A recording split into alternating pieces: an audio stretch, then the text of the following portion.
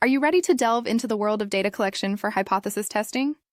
This video explores various methods used to gather data, their advantages and disadvantages. Discover how these techniques can enhance your research outcomes. Data collection is a crucial step in research and hypothesis testing. Various methods, such as interviews, surveys, and observations, have unique advantages and disadvantages. Choosing the right method depends on your research objectives and resources. Each method provides different insights and levels of detail. Let's explore these methods in more detail. Interviews are ideal when in-depth information or qualitative data is needed. They are effective for exploring complex topics and understanding participants' perspectives. However, they can be time-consuming and labor-intensive. Interviewer bias may also affect the results. Consider these factors when deciding if interviews are right for your research. Interviews allow for detailed exploration and flexibility in questioning. They provide an opportunity to clarify responses and explore complex topics. This method is suitable for qualitative data collection. However, it requires significant time and resources. Be mindful of potential interviewer bias when conducting interviews. Despite their benefits, interviews have some drawbacks. They are time-consuming and require trained interviewers. The presence of an interviewer may introduce bias into responses. Interviews are also limited to small sample sizes. Consider these disadvantages when planning your data collection strategy. Questionnaires and surveys are efficient for collecting data from many participants.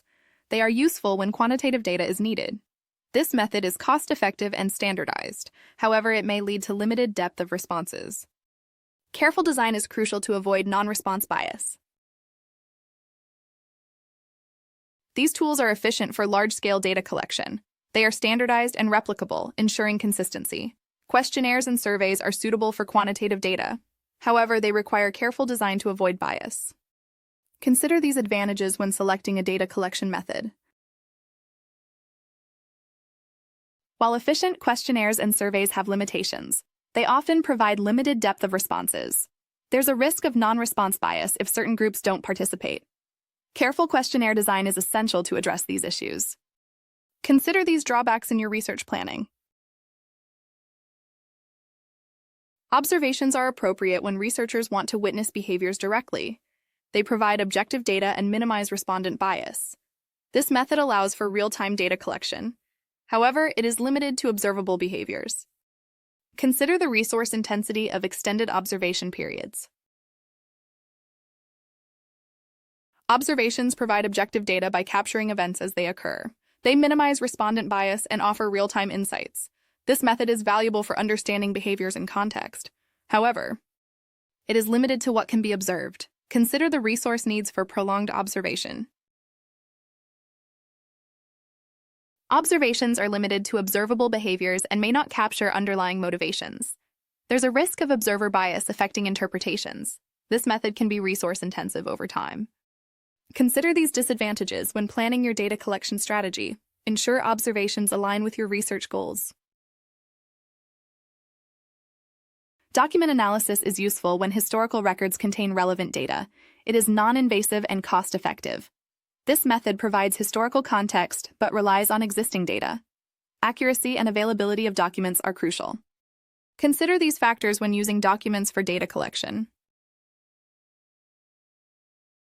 Documents offer historical context and are non-invasive.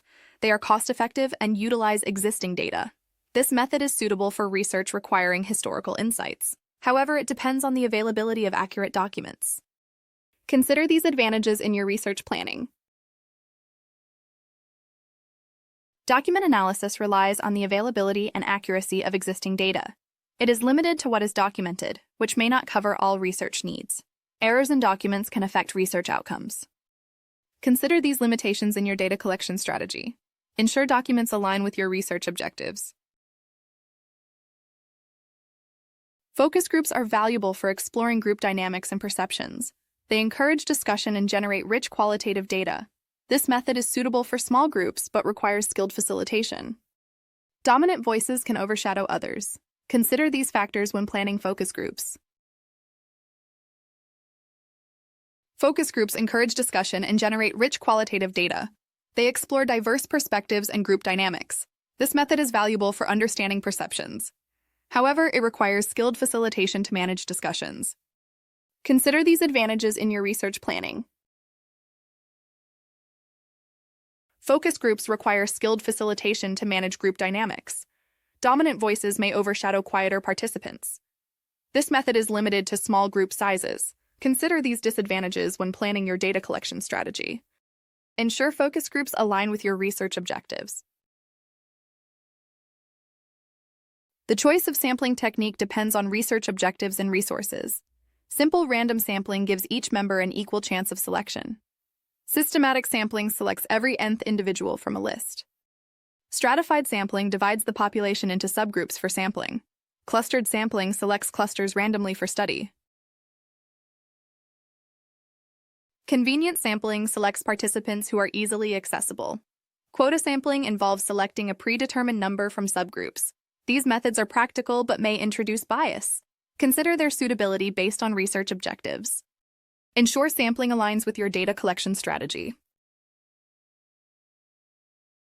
Judgment sampling selects participants based on expertise. Snowball sampling is useful for hard-to-reach populations. These methods rely on participant referrals. Consider their advantages and limitations in your research planning. Ensure sampling techniques align with your research objectives. In conclusion, data collection methods and sampling techniques form the backbone of successful research. Each method offers unique strengths and limitations, making it essential to carefully match the approach with research objectives. Available resources and data requirements. By doing so, you not only enhance the integrity and reliability of your findings, but also ensure they are both meaningful and actionable. In many cases, a strategic combination of methods provides the most comprehensive insights, ultimately leading to stronger research outcomes and more informed decision-making. If you have any questions, please feel free to reach out via WhatsApp or email. Thank you.